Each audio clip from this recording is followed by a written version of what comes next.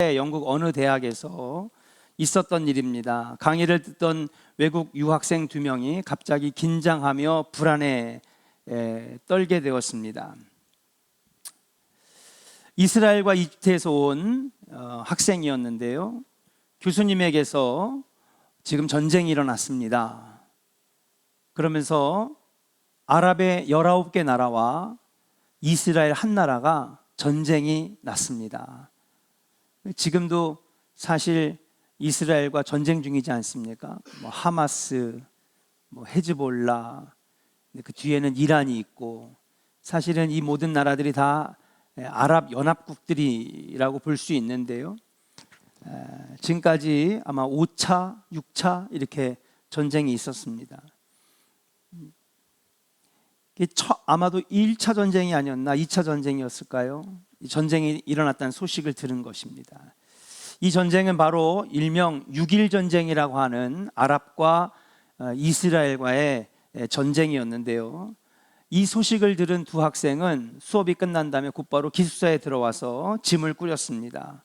각각 항공사에다가 전화를 걸었는데 이스라엘 학생은 이스라엘 비행기표를 끊었어요.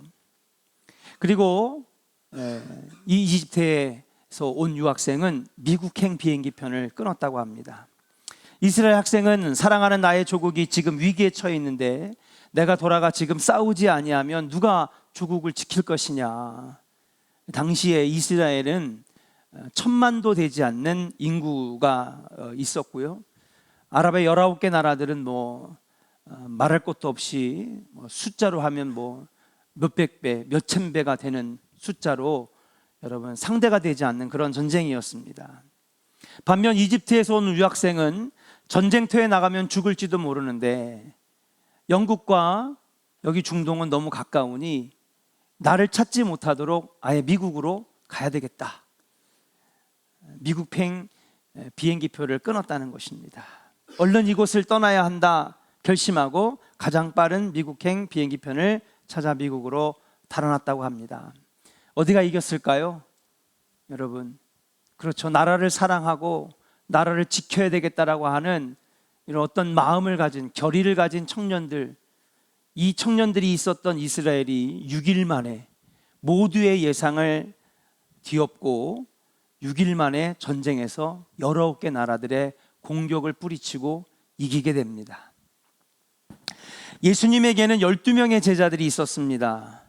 그리고 나중에 예수님이 제자들을 더 불러요. 몇 명을 더 부를까요? 그동안 성경 공부를 많이 했는데 예수님께서 2명씩 짝을 져가지고 전도를 보내죠. 그 말씀은 기억나세요? 그래서 거기 가면 그들이 주는 사례비도 절대 받지 말고 전대도 차고 가지 말고, 그렇죠? 그 다음에 신발도 한 켤레만 가지고 가고, 돌아올 때 만약에 자기네 집에서 거절당하면은 평화를 외쳐주고 축복해주고, 이런 전도법을 예수님이 가르쳐준 다음에 여러분 2명씩 짝을 져가지고 전도 특공대를 보냅니다. 그때 부른 제자들이 70명입니다. 그러니까 예수님에게는 12명의 제자들과 몇 명이 더 있었어요? 70명이 더 있었어요. 그리고 가는 곳마다 따라다니는 사람들까지 치면 사실은 나도 예수님의 제자다라고 외쳤던 사람들이 엄청 많았던 겁니다. 그런데 겟세마네 동산에서 예수님이 잡히셨을 때 그동안에 예수님을 따랐던 12명의 제자, 나중에 불렀던 70명의 제자, 예수님 곁에 있었을까요? 없었을까요? 한 명도 없었습니다. 베드로는 그래도 너는 나를 누구냐? 그럴 때 주는 그리스도시요 살아계신 하나님의 아들이십니다. 이렇게 믿음의 고백이라도 했으니 베드로 정도는 남아있지 않았을까? 베드로는 더 했어요. 몇 번이나 부인했어요? 3번이나 예수님을 부인하고 나중에는 저주까지 하면서 여러분 도망갔잖아요. 예수님이 고난당하고 십자가에 못 박혀 죽는 그 자리에 끝까지 함께한 사람은 한 명도 없었습니다. 12명의 제자도, 수석 제자도, 베드로도, 나중에 부른 70명도 아무도 예수님 옆에 없었다는 것입니다. 그런데 오늘 본문 말씀을 보면 예수님의 죽음의 자리에 함께한 사람이 나옵니다. 우리 50절을 같이 한번 읽어볼게요. 50절을 같이 읽습니다. 시작. 공회의원으로 선하고 의로운 요셉이라 하는 사람이 있으니. 네, 이 사람은요 공회의원이자 선하고 의로운 사람, 그 이름이 뭐냐? 아리마대 요셉이라고 하는 사람입니다. 모두가 도망가는 상황에서 끝까지 예수님과 함께한 이 사람에 대해서 마태복음 27장 57절에는 그도 예수의 제자라, 그렇게 성경은 그를 얘기하고 있어요. 또 누가복음 오늘 본문 23장 51절에 보니까 요셉을 어떻게 얘기하냐면요, 하나님의 나라를 기다리는 자라, 그렇게 평가하고 있습니다.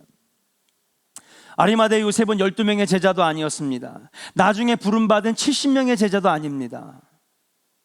그런데 그들이 정말 예수님이 고난당할 때 그렇게 예수님을 열광하고 따라다니고 막 그를 막 지켜 올려줄 때는 엄청난 인파가 있었는데, 예수님이 별 볼 일 없게 되자, 죽게 되자, 인기가 떨어지게 되자 그 옆에 아무도 안 남았다는 사실이에요. 그런데 끝까지 예수님을 지키며 빌라도에게 시신을 달라고 합니다.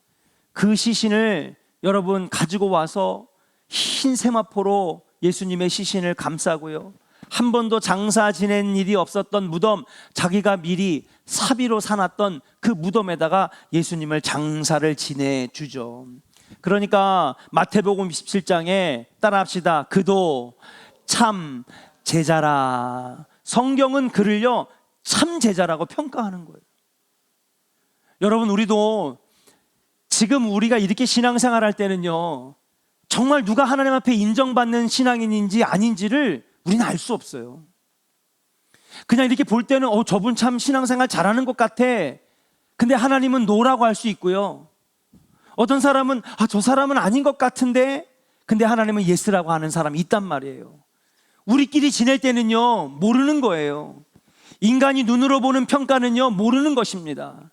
진짜 평가는요 하나님이 하시는 거거든요. 사랑하는 조언의 성도 여러분, 이 사람은 12명의 제자에 들어간 적도 없고 나중에 부름받은 70명의 제자에 들어온 적도 없습니다. 그런데 마태복음 27장에 보니까 그는 참 예수의 제자더라. 성경은 그를 평가한다는 거예요. 나중에 시간이 지나 후세에 그가 진짜 제자였다. 왜요? 아무도 예수님 별 볼 일 없고 힘 빠졌을 때 아무도 옆에 없었는데 누가 끝까지 함께 했기 때문에 예수의 마지막까지 함께했던 아리마대 요셉이기 때문에 그를 참 제자라고 인정해 줬던 거예요. 또 오늘 본문에 보니까 51절에 하나님의 나라를 기다리는 사람이다. 이 사람이야말로 진짜 하나님의 나라를 기다리는 사람 아니냐. 여러분, 우리들의 인생이 다 끝난 다음에 하나님 앞에 우리도 이런 평가 듣기를 주의 이름으로 간절히 축복합니다. 나중에 하나님 앞에 생명책 앞에 예수님께서 다 기록을 살펴볼 때, 야, 너 참 하나님의 제자였구나, 너가 참 하나님의 자녀였구나, 예수의 참 제자였구나, 그런 평가를 받을 수 있는 사람이 되어야 되지 않겠는가. 근데 여러분, 사실 그가 처음부터 이런 평가를 들을 만한 일을 한 사람이 아니었다는 사실이에요. 자, 왜 아니었을까? 우리가 오늘 이 반전의 이야기를 한번 알아보고 왔으면 좋겠습니다. 자, 50절에 보면 이 아리마대 요셉을 설명하고 있는데, 첫 번째 50절 첫 번째 그를 어떻게 소개하고 있어요? 공회 의원으로. 그러니까 그는 첫 번째 어떤 지위를 가지고 있는 사람이에요? 공회 의원. 이게 굉장히 중요합니다. 그럼 여기서 말하는 공회는 뭐냐? 여기서 말하는 공회는 산헤드린 공의회입니다. 산헤드린 공의회. 거기에 모였다는 거예요. 이 사람이 공의회의 의원이었어요. 그럼 목사님, 산헤드린 공의회가 뭐냐? 예수님을 재판하여 십자가에 못 박혀 죽게 한 결정적인 역할을 했던 게 산헤드린 공의회입니다.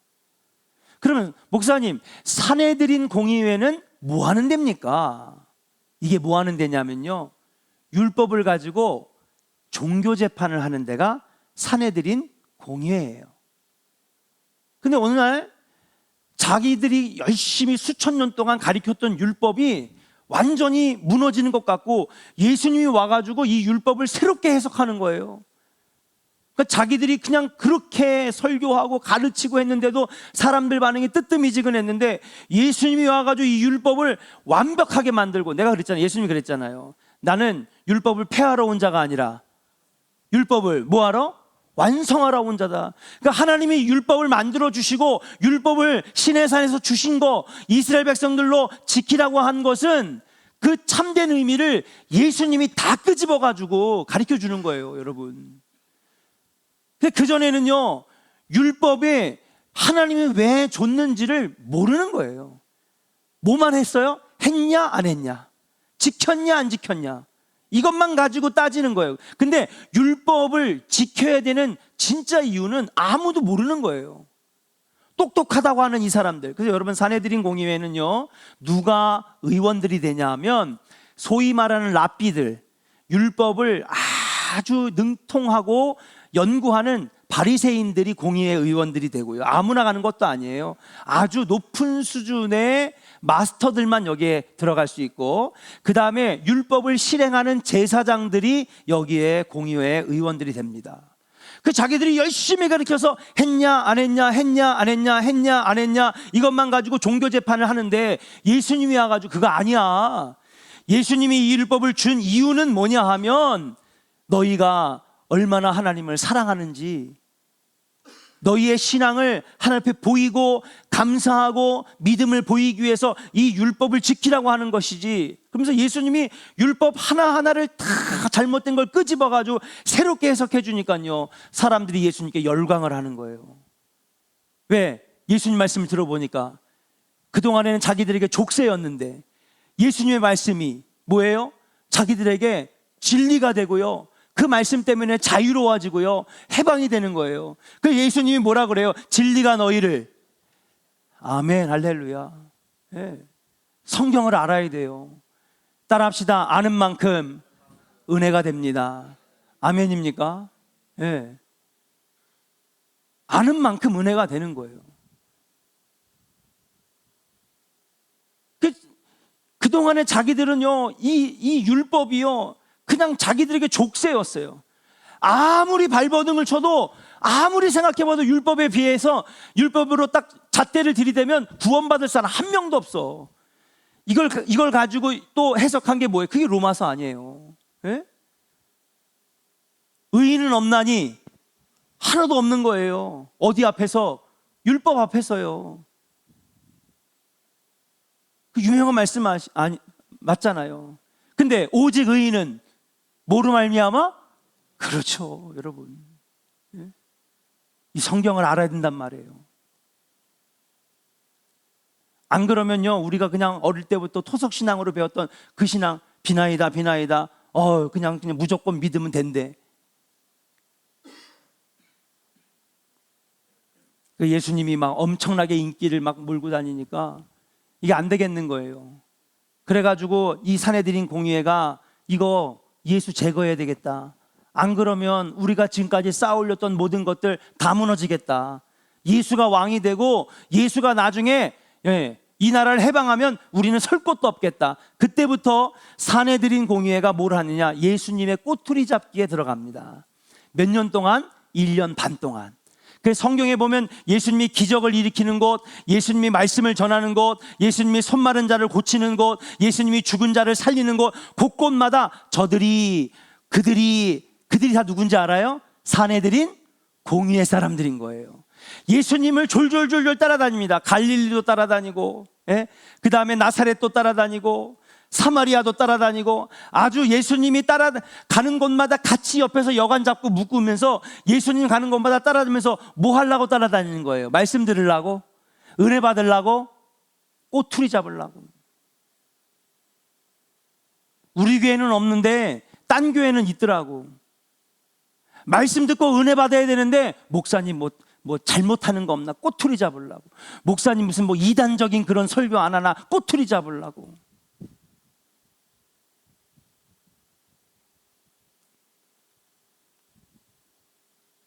그렇게 1년 반을 따라다니는 거예요. 결국 어떻게 했어요? 안식일에 사람을 고치고 사람을 살리시거든요. 그러니까는 안식일에는 뭐 해야 되는 거예요? 거룩하게 지키면서 아무것도 하지 말았는데 사람도 살리고 사람도 고치니까 신성 모독했다, 율법을 모독했다. 그거 가지고 예수님 죽여버린 거예요, 여러분. 쉽게 말해서. 그러니까 이 사내들인 공의회는 예수님을 좋아할까요, 안 좋아할까요? 빨리 확실하게 얘기해요. 좋아해요, 안 좋아해요? 좋아해요? 이렇게까지 설명을 했는데 이렇게까지 설명 안 해도 돼요, 제가. 예? 이렇게 설명 안 해도 된다고. 그리고 이렇게 설명하는 목사님들도 별로 없어, 여러분. 예?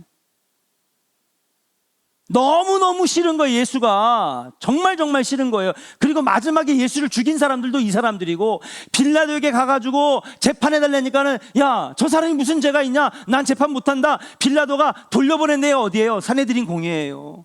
결국엔 사내들인 공의회에서 예수를 죽이라고 하고, 그 다음에 다시 빌라도에게 가가지고, 지금 저 폭도들 보입니까? 당신이 빨리 재판 안 해주면은 지금 폭동이 일어납니다. 결국 빌라도까지 승인해가지고, 이걸 다 누가 했느냐? 사내들인 공의회 가 각본 짜고 대본 만들어 가지고 그래가지고 예수님 십자가에 못 박아 죽였단 말이에요. 근데 여기에 멤버가 지금 누구예요? 오늘 본문의 주인공 아리마대 요셉인 거예요. 이게 정말 신기한 거란 말이에요.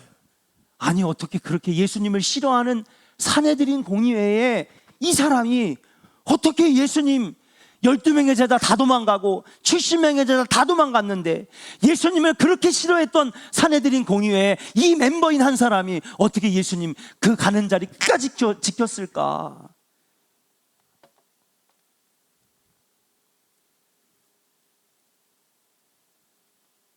아마도 그는요 예수님의 제자가 되고 싶었었을 것 같아. 왜냐하면요 이 사람도 아리마대 요셉도 율법에 능통한 사람이란 말이에요. 직업은 랍비예요. 율법을 가르치고 율법을 연구하는 바리새인 중에 하나고요. 최고의 지성이고요. 똑똑한 사람이고요. 랍비들은요 성경을 통째로 외워요. 저처럼 이렇게 성경을 눈으로 보고 읽는 게 아니라 몇 장 몇 자라면요 그냥 다 외워서 막 줄줄줄줄 말한단 말이에요. 그러던 사람이 예수님을 따라다니다가 말씀을 들은 거예요. 근데 다른 사람은 감정적으로 예수님이 너무 싫으니까 뭔 말을 해도 다 꼬투리 잡는 거예요. 은혜가 하나도 안 되지. 졸립기만 한 거예요. 눈만 감기는 거예요. 뭔 말을 하느냐? 들리지도 않는다. 예. 너는 떠들어라. 그런데 이 아리마대 요셉은요 예수님 따라다니면서 예수님 말씀 들어보니까 예수님의 말씀이 진리야.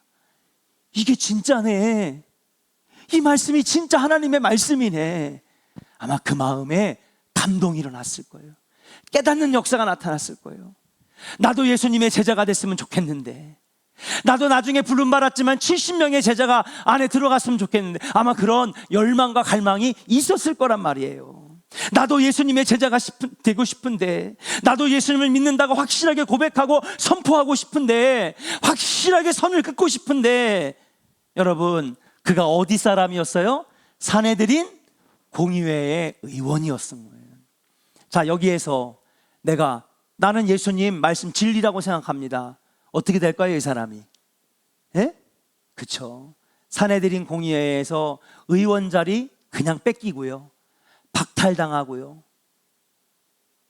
그리고 마태복음 25장 57절을 보면 그를 뭐라고 소개하냐면요. 부자라 그랬어요. 부자. 이 부자, 그 사람의 부는 어떻게 해서 축적했을까? 당연히 사내들인 공의회의 최고 권력자니까, 여러분 권력을 쥐고 있는 사람이니까 엄청난 부를 쌓았을 것입니다. 근데 여기서 난 예수님의 제자가 되고 싶어요. 저번 말씀이 진짜 진리입니다. 응? 예수님의 제자가 되고 싶습니다. 예수님 말씀이 확실합니다. 여러분 이거 얘기해봐요. 어떻게 될까요, 여러분? 그쵸, 하루아침에 다 뺏기는 거예요. 그동안 쌓아 올렸던 부도 뺏기고요. 사내들인 공의회의 의원 자격도 박탈되고요. 심지어는 예수를 싫어하는 많은 사람들에게 표적이 될 거란 말이에요. 그래서 유대인들과 공의회 의원들을 두려워하여 자신이 예수 믿는 자인 것을 드러내지 못하고 숨겨오던 인물이 바로 아리마대 요셉이었다. 예수님을 지지하고 그를 믿는다고 하면 자신이 쌓아 올렸던 부를 하루아침에 잃을 수 있다라고 하는 불안과 두려움 때문에 오래전부터 예수님을 사모하고 예수님 제자가 되고 싶었지만은 당당하게 선포하고 인정하지 못하고 있었다라고 하는 사실이에요. 그렇게 철저하게 자신의 참 마음을 숨겨오고 있었던 사람이에요. 그런데 그랬던 그가 두렵고 떨리고 절대로 자기의 부를 뺏기고 싶지 않고 그동안의 이 권력의 자리를 뺏기지 않고 싶어 했던 이 사람이 여러분 결정적인 순간에 용기 있는 행동을 합니다. 자, 어떻게 할까요? 여러분 51절 같이 한번 읽어보겠습니다. 52절 같이 읽을게요. 52절 53절 같이 읽어요. 시작. 그가 빌라도에게 가서 예수의 시체를 달라 하여 이를 내려 세마포로 싸고 아직 사람을 장사한 일이 없는 바위의 판무덤에 넣어두니. 아멘. 아멘. 여러분 뭐 했어요? 예수님이 죽은 다음에 여러분 빌라도에게 가가지고 예수님 시체를 주십시오.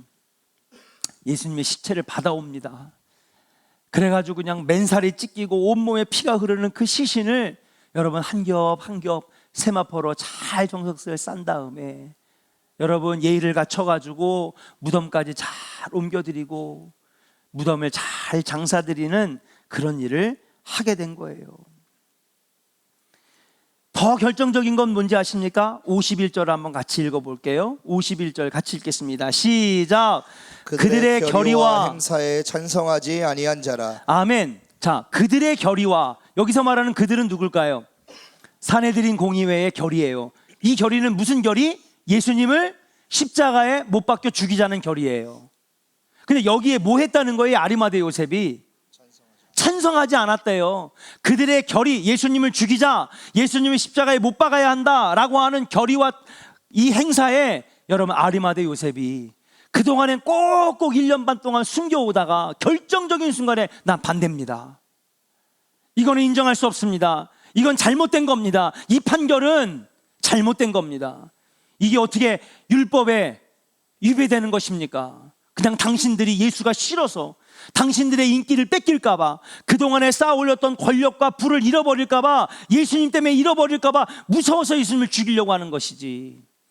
아리마대 요셉은요 당당하게 자기 혼자 이 반대를 부르짖었던 거예요. 참으로 용기 있는 행동이 아닐 수가 없습니다. 이 뒤에 아리마대 요셉에 대한 기록은 하나도 안 나와요. 그러나 제가 그동안 여러분들과 함께 지금 말씀을 전했던 것처럼 그 뒤에 아리마대 요셉 어떻게 됐을까요? 아까도 얘기했던 것처럼 산헤드린 공의회에서 쫓겨났을 것이고 의원 자리 뺏겼을 것이고 어쩌면 그의 가족들과 그는 계속해서 수많은 사람들에게 핍박당했을 거예요. 왜? 예수님을 죽이자고 했던 사람이 수십만이었는데 그 사람들이 야 아리마대 요셉이 배신했대. 예수님을 시신을 자기의 무덤에다가 장사 지냈대. 혼자서 결의에 반대했대. 아마 그는요 조심스럽게 제가 상상력을 발휘해서 예상컨대 모든 것을 다 뺏겼을 거예요.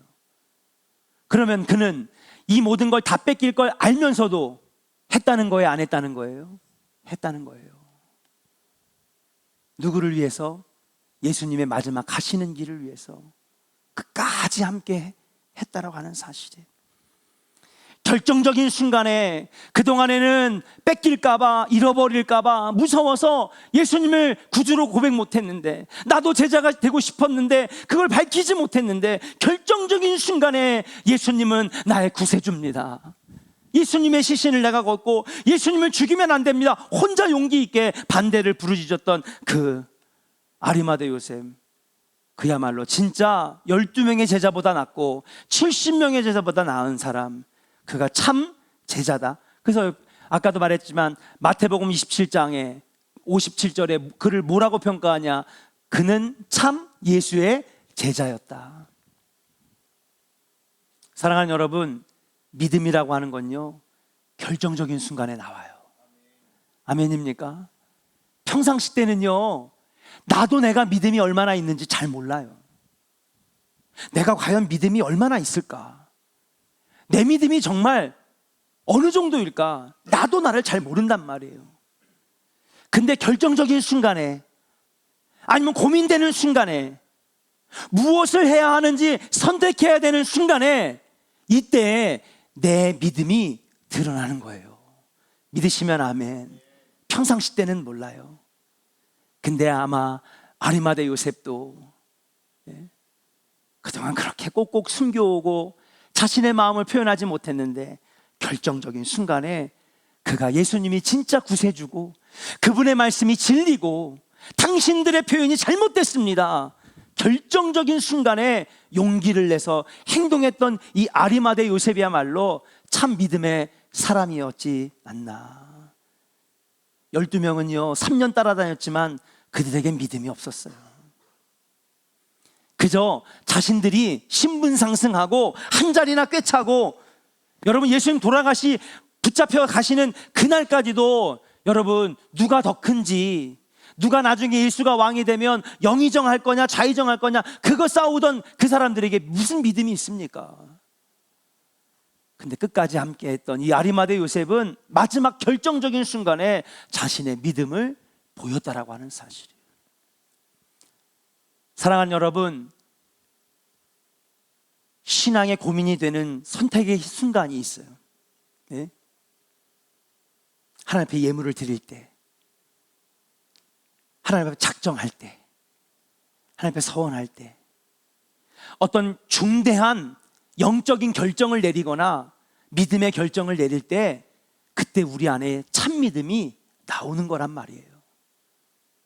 사랑하는 조은의 성도 여러분, 결정적인 순간에, 위기의 순간에 저와 여러분들 안에 살아있는 믿음이 아버지께 보여지는 자 되기를 주의 이름으로 간절히 축원합니다. 그것이야말로 진짜 하나님이 기뻐하시는 믿음의 사람이 아닌가. 한번 따라합시다. 믿음은 결정적인 순간에 나옵니다. 한 사람만 제가 소개하고 우리 같이 기도했으면 좋겠어요. 유계준, 제가 이제 내년 공과를 준비하면서 한국 교회사 책을 한 4권 정도를 읽었어요. 너무 은혜로운 거예요. 네. 그 중에 오늘 말씀을 준비하다가 이 사람이 생각나더라고요. 네. 내년 공과는 그냥 한 단락 정도만 계속 나오니까 디테일하게는 안 나와요.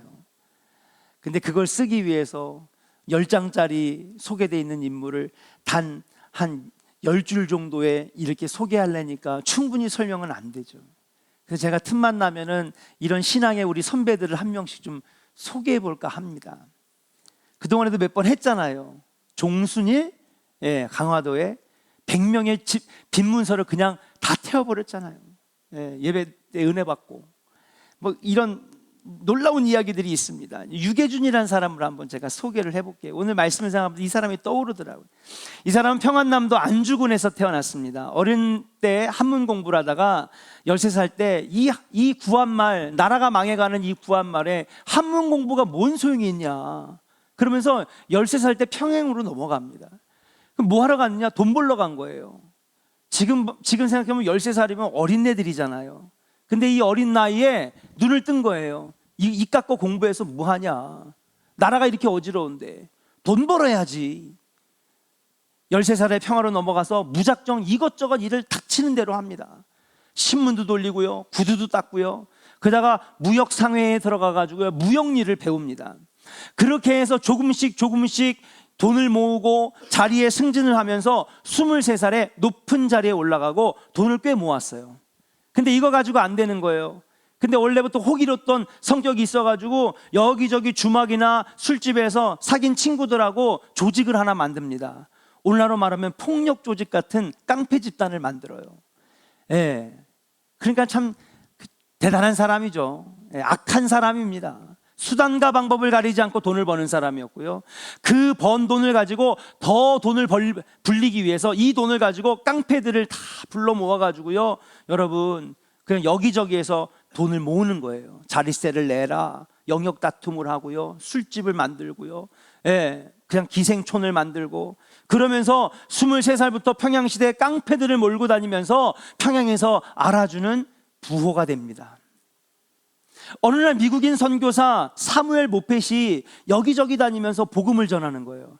근데 보니까 너무 꼴같지 않은 거예요. 깡패들을 불러 모아놓고선 구타를 하라고 지시를 합니다. 자기가 때린 게 아니라 깡패들이 가가지고 이 코쟁이, 코가 높은 이 선교사를 막 때리는 거예요. 그러면 이 선교사가 막 맞아가지고 여기저기 붓고 피가 나는데, 그러면서도 어설픈 한국말로 예수 믿으세요 이러는 거야. 그럼 발길로 한 번 걷어차고, 그 다음날 됐는데 그러면 안 나와야 되잖아요. 선교사가 얻어맞았으면은. 근데 그 다음날도 성경책을 옆에다 끼고 나와가지고 또 평양에서 여러분 복음을 전하니까, 야 깡패들 불러 모아라. 깡패들이 와가지고 또 때리는 거예요. 막 때리는 거예요. 이번에 막 피투성이가 됐는데, 그러면서도 어설픈 한국말로 예수 믿으세요, 예수 믿으세요. 이 선교사가 마저 피를 흘리면서도 예수 믿으세요 그러더라는 거예요.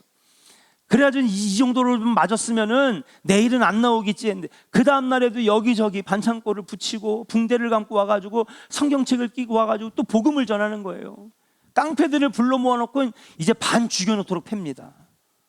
일어서지도 못할 정도로 그렇게 피투성이를 맞는데, 여러분 당시에 지금처럼 그런 일이 있으면은요 막 영사관이나 대사관에서 난리가 날 텐데, 지금 그런 시스템이 어디 있어요.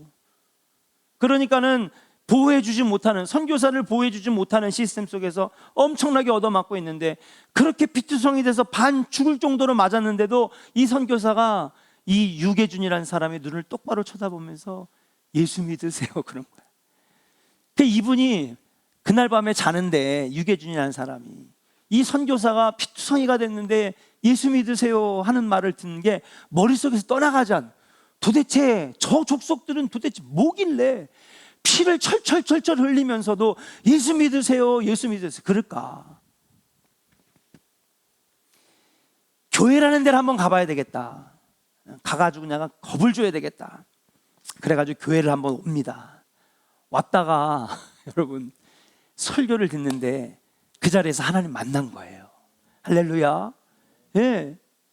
그렇게 나도 모르게 한 번, 두 번 그냥 얘기를 듣다가 보니까 그 말이 어느샌가 이해가 되고 가슴에 스며들기 시작하고, 나도 모르게 눈물이 나고, 악착같이 13살부터 돈만 보고 닥치는 대로 돈 벌고 깡패들을 동원해서 5만 가지 나쁜 짓을 해서 돈을 모았던 자신의 인생이 너무 죄스럽고 너무 악한 거예요. 눈물을 흘리면서 회개하고 예수를 구주로 영접하는 회개의 역사가 일어납니다. 이때부터 그의 인생이 달라져요.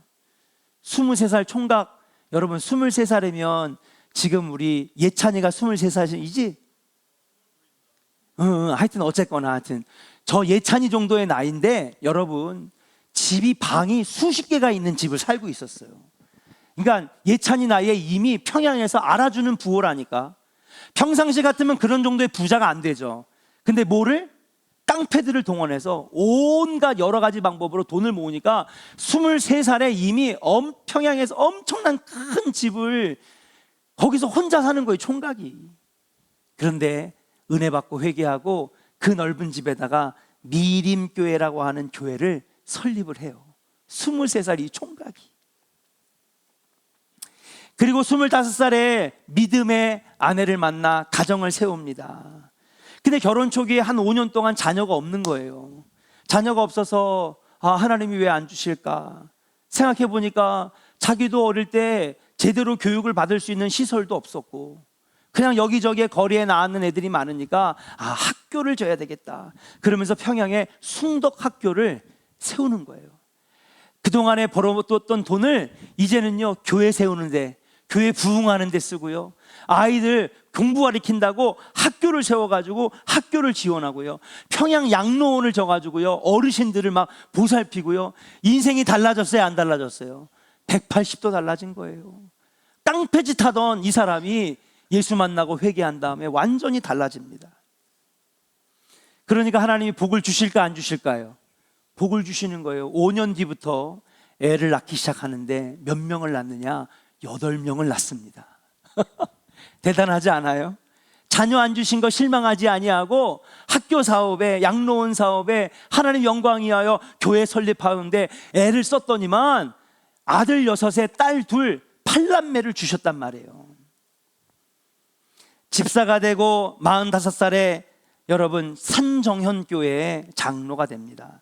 이때 여러분 유명했던 장로님들, 길선주 장로님, 그 다음에 주기철 목사님, 한경진 목사님, 김규찬 목사님, 그 다음에 조만식, 그 다음에 오윤선, 안창호, 이런 사람 독립운동가잖아요. 이 사람들이 다 산정현 교회에 다 같이 있었던 분들이에요. 거기에서 교회를 섬겼던 장로님이 됩니다. 근데 여러분 이때의 담임 목사님이 누구였느냐? 주기철 목사님이었어요. 한경진 목사님은 아마 학생인가 전도사인가 그랬을 겁니다 아마. 근데 주기철 목사님 얘기 다 알잖아요. 신사참배 거부하고, 그렇죠? 일제의 만행에 막 소리내고 많은 사람들에게 막 일제를 규탄하는 설교를 하다가 결국 옥살이를 하고, 여러분 아시는 것처럼 못 위를 걸어가서 발가락이 다 못에 찔리고 온몸이 피투성이가 되고 거꾸로 매달려서 여러분 등껍질이 벗겨지고 오만 여러분 고문을 다 당하잖아요. 몇 년 동안 옥살이를 하느냐? 주기철 목사님 5년 동안 옥살이를 합니다. 근데 5년 동안 옥살이를 하니까 여러분 담임 목사가 자리가 비어있잖아요. 그래서 주기철 목사님이 이제 나올 가능성이 거의 없으니 담임 목사님 바꿉시다. 근데 이 유계준 장로가 그러면 안 됩니다. 내일이라도 하나님의 놀라운 은혜로 이 달려나와 우리에게 설교하실 수 있는 것 아니겠습니까? 우리가 오히려 기도하고 자리를 지켜야죠. 그때 김규찬 목사님과 한경진 목사님이 주기철 목사님의 자리, 빈자리를 메웠단 말이에요. 메웠단 말이에요. 그리고 5년 동안 목사님의 사례비가 나오지 않고 교회가 흔들리니까 이 유계준 장로가 뭘 했느냐? 목사님 5년 동안 감옥살이 하는 동안에 주기철 목사님 옥살이에 옥바라지를 다 합니다. 그리고 식구가 많았던 주기철 목사님의 가족을 5년 동안 돌봐주는 거예요. 난 이 이야기를 듣는데 아리마대 요셉이 생각이 나는 거예요. 네. 다들 외면하고 이제 주기철 목사님 끝났다, 송장돼서 나오는 거 아니냐. 그럴 때에 끝까지 아닙니다. 우리가 오히려 그 뜻을 받들어야죠. 그의 가족을 책임지고. 결국 독립을 여러분 4달 남겨놓고 주기철 목사님 옥에서 돌아가세요. 그때에 5년 동안 경제적인 뒷바라지를 담당해 오던, 나중에는요 사택을 비워달라고 하니까 사택을 그냥 드립시다. 그리고 우리 새롭게 마련해 드립시다. 그리고 난 다음에 4개월 뒤에 해방이 돼서 새로운 담임 목사님을 세워요. 독립투사의 뒷바라지를 합니다. 여러분 오윤선, 안창호, 조만식의 독립운동을 뒷바라지하고요. 그래서 몇 번이나 이 유계준 장로님도 몇 번이나 옥살이를 하고 고문을 엄청 당했어요. 근데 끝까지 그들과 함께합니다. 주기철 목사님의 옥바라지를 담당합니다. 끝까지 함께합니다. 그의 가족들의 경제적인 뒷바라지를 도맡아 감당합니다. 마지막에 6.25 전쟁이 터졌어요. 여러분 어떻게 된지 아십니까? 목사님 교인들 데리고 빨리 떠나십시오. 이 산정현 교회에서 나온 분들이 평양에서 모여든 교인들과 함께 여러분 월남하게 되거든요. 그래서 세운 교회가 어느 교회예요? 서울의 영락교회인 거예요. 영락교회. 영락교회 알아요? 을지로 청계천 넘어가다 보면 이쪽에 크게 보이는 교회, 한경진 목사님 담임했던. 8남매들 아내와 함께 내려가라고 합니다. 뭐하러? 야, 빨리 내려가서 거기서 터를 잡고 있어라. 아빠도 곧 뒤따라가겠다. 아빠는 왜 안 오세요? 난 산정현 교회를 지켜야지. 누군가는 이 교회에 지켜서 공산군이 와가지고 이 예배당을 불태우는 걸 누군가는 막아야 되고, 여기에 군합발로 이 신성한 예배를 밟지 못하게 누구는 막아야 되고, 누구는 여기 남아가지고 끝까지 여기가 하나님의 예배당이라고 하는 것을 알려줘야지. 가족들이 울며불며 같이 가야 된다고, 같이 가야 된다고 그렇게 붙잡고, 한경진 목사님도 같이 가야 됩니다. 아닙니다. 먼저 내려가셔서 거기서 예배처를 잡으세요. 저는 이 자리에 남겠습니다. 어떻게 된지 아세요? 여러분, 여러분 이 인천 상륙작전 다음에 여러분 공산군이 다 나중에 후퇴하잖아요. 그렇게 후퇴하던 돌아가는 길에 이 산정연교회 와가지고 공산군이 이 유계중 목사를 학살을 하고 처참하게 여러분 총살을 하고 여러분 예배당과 함께 불태워버립니다. 끝까지 함께한 사람. 예. 악착같이 돈을 벌고 그냥 돈이라고 하면은 수단과 방법을 가리지 않았던 깡패들을 동원해서 돈을 악착같이 긁어모았던 그가 예수 만난 다음에 여러분 끝까지 함께하는 아리마대 요셉처럼, 구레네 사람 시몬처럼, 예수님의 십자가를 끝까지 메고 갔던 그 구레네 사람 시몬처럼 끝까지 내 교회를 지키고 내 자리를 지키고 믿음의 자리를 지켰던 사람. 근데 하나님이 이 가정을 어떻게 하셨을까요? 여러분, 하나님께서 놀라운 복을 주시는 거예요. 저는 오늘 성경에 나와 있지는 않지만 분명히 아리마대 요셉은 예수님을 그렇게 하면서 끝까지 자리를 지켰을 때 모든 걸 아마 다 잃어버렸을 거예요. 권력도 부도 자리도. 그러나 저는 믿습니다. 성경에 나와 있지 않지만 아리마대 요셉은 분명히 그 가정에 하나님이 복을 주셨을 것이다. 이 유계준 장로님 비록 여러분 순교당하고 교회와 함께 불탔지만 그의 시신이 이남으로 내려왔던 이 팔남매는 어떻게 된지 아십니까? 아들 6명은 모두가 의사가 됩니다. 그리고 딸 하나는 숭실대학교 총장이 되고 장관의 아내가 되고요. 팔남매 모두 복을 받고 그 뒤에 후손이 107명인데 107명의 후손이 모두 하나님의 복을 받았다는 사실이에요. 사랑하는 조은의 성도 여러분, 끝까지 결정적인 순간에 믿음을 지키는 사람은 하나님께서 복을 주시는 줄로 믿습니다. 아리마대 요셉도 분명히 성경에 나와 있지 않지만 그의 가문과 그가 하나님께 복을 받았을 거라고 저는 분명히 믿습니다. 믿음은 결정적인 순간에 나오는 것이다. 오늘 같이 함께 찬양하면서 하나님, 주님 오시는 그날까지 내가 고민되고 걱정되고 결정하는 모든 순간마다 그때마다 하나님 믿음의 결정하게 하시고 믿음의 모습이 나오게 하시고 끝까지 믿음을 흔들리지 않고 지켜나갈 수 있는 주의 종이 되게 해달라고 우리 같이 함께 뜨겁게 찬양한 다음에 통성으로 같이 기도하도록